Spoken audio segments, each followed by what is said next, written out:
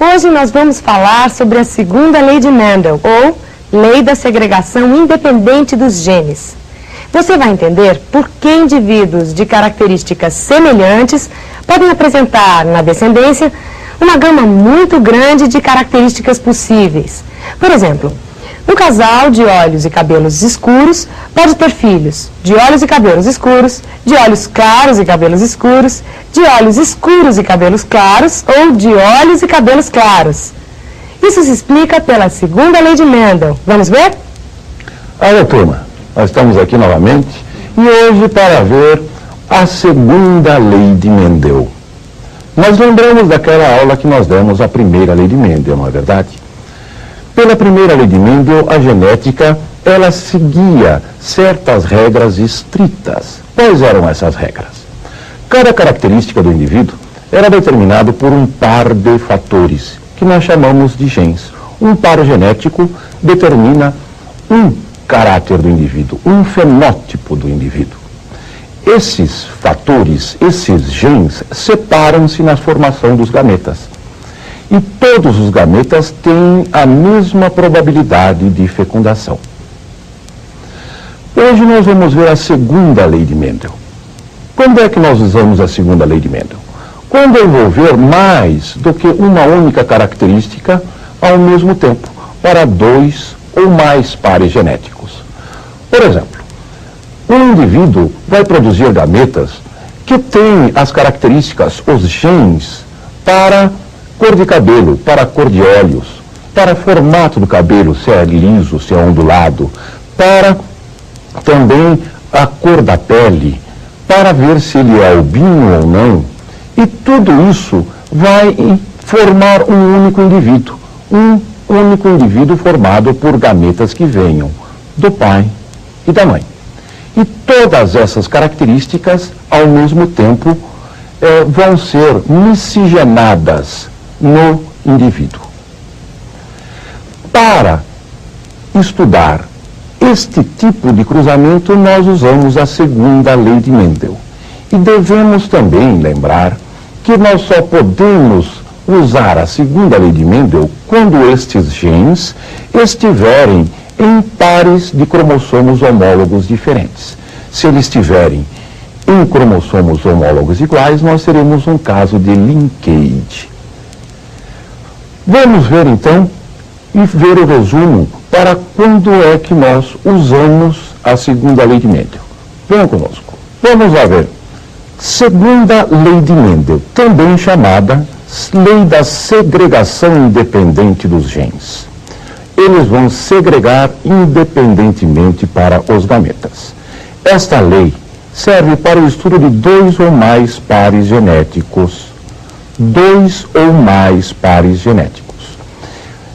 A segunda lei de Mendel e os enunciados são válidos somente para pares genéticos colocados em pares de cromossomos homólogos diferentes. Isso é importante. Válido para pares genéticos colocados em pares de cromossomos diferentes. Vejamos o que pode ocorrer quando nós formos ver um cruzamento desse tipo chamado cruzamento mendeliano para a segunda lei de Mendel. Isso daí, nós vamos ver que os gametas serão formados com todas as combinações possíveis de genes do indivíduo. Sempre em cada gameta, um gene de cada par. Um único gene de cada par genético. E vão continuar válidas todos os enunciados que eram da primeira lei de Mendel. Não vai a primeira lei de Mendel perder o valor porque existe a segunda lei de Mendel. As duas leis, elas são concomitantes. Elas atuam conjuntamente nessa segunda lei de Mendel. Vejam lá conosco.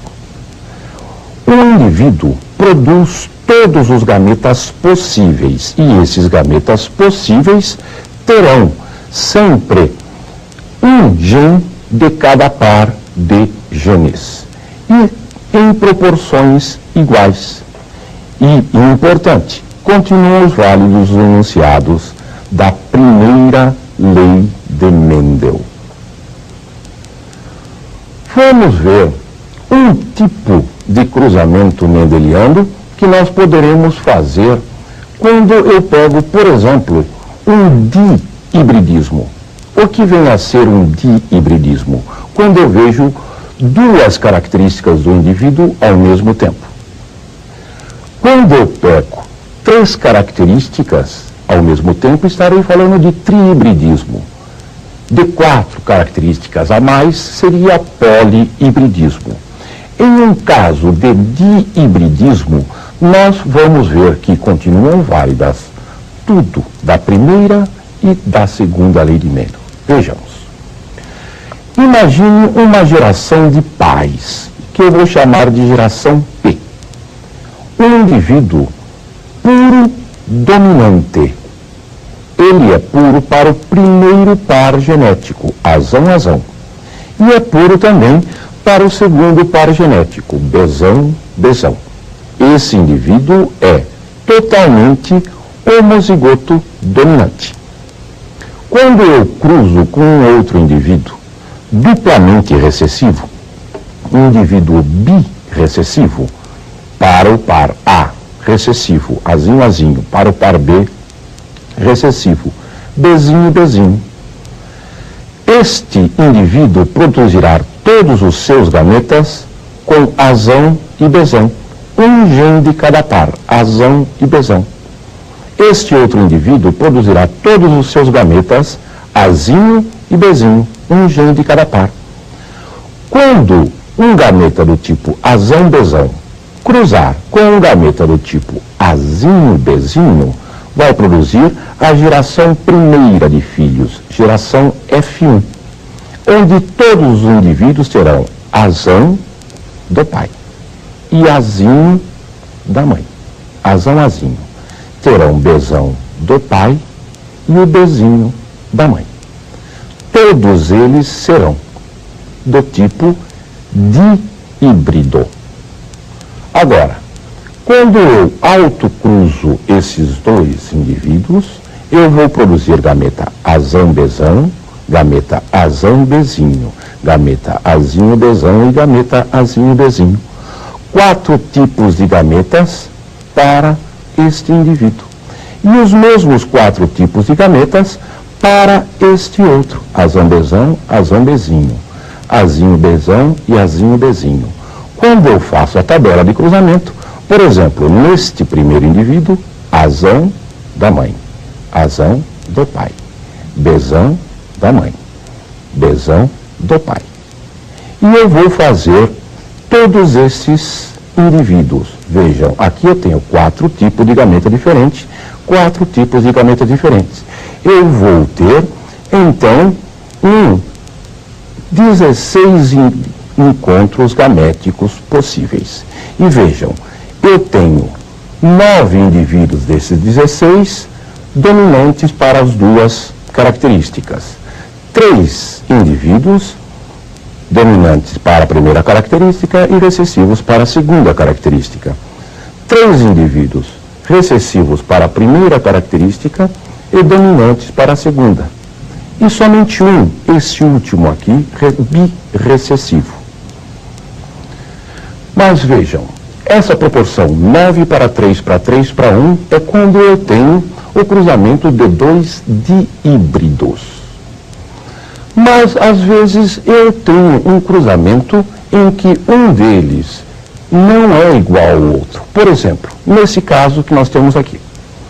Eu pego esse indivíduo azão-azinho, elão-elinho, e cruzo com esse outro, azinho-azinho, elão-elinho. Um dos indivíduos terá azão-elão, este, azão-elinho, azinho-elão e azinho-elinho. Esse outro indivíduo, ele vai ter só azinho-elão e azinho-elinho. São somente possíveis esses.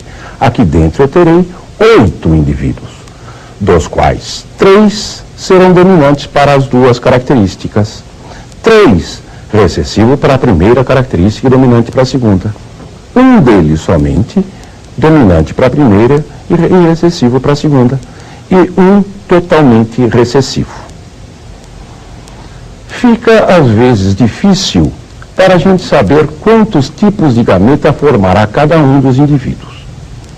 Para isso nós teremos uma regra. Nós diremos que o número de gametas diferentes que um indivíduo pode formar será 2 elevado a n, onde n é igual ao número de gametas de pares genéticos híbridos. Vejamos lá. Número de gametas diferentes é 2 elevado a n, onde esse n é um número de pares híbridos. Por exemplo, esse indivíduo, Azão Azinho, Bzão Bzinho, Czão Czinho, ele tem 8 gametas diferentes, porque eu tenho um par genético, 2 pares, 3 pares genéticos híbridos. 2 elevado à terceira, 8 gametas possíveis. E esse Azão Azinho, Bzão Bzinho, Czão Czão e Dzão Dzinho também tem 8 gametas diferentes. Por quê? Esse Czão Czão não é híbrido, tem somente 3 pares híbridos. Como é que nós poderemos fazer quando saberemos quais os gametas formados? Para isso também temos uma regra, chamada regra da árvore. Qual vai ser essa regra da árvore? Vamos ver? Esse indivíduo, Azão Azinho, Bzão Bzinho, Czão Czinho, esse primeiro par é híbrido, separa Azão e o Azinho. Esse segundo par também é híbrido. Para o Azão, separa o Bzão Bzinho. E para o Azinho, eu separo o Bzão Bzinho. Terceiro tipo de gameta, de par híbrido. Czão Czinho. Para cada um deles, separa Czão Czinho. Então, para formar os gametas, Azão, Bzão, Czão, é este. E seguindo, Azão, Bzão, Czinho, é este. Azão, Bzinho, Czão, é este. E assim, sucessivamente, iremos formando todos os gametas possíveis. 3 pares híbridos, nós teremos 8 tipos de gametas diferentes.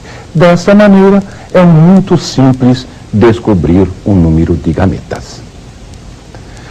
Vejam, então, nós temos a primeira e a segunda lei de Mendel. Trabalhando sempre dessa maneira, não teremos dificuldades com a genética.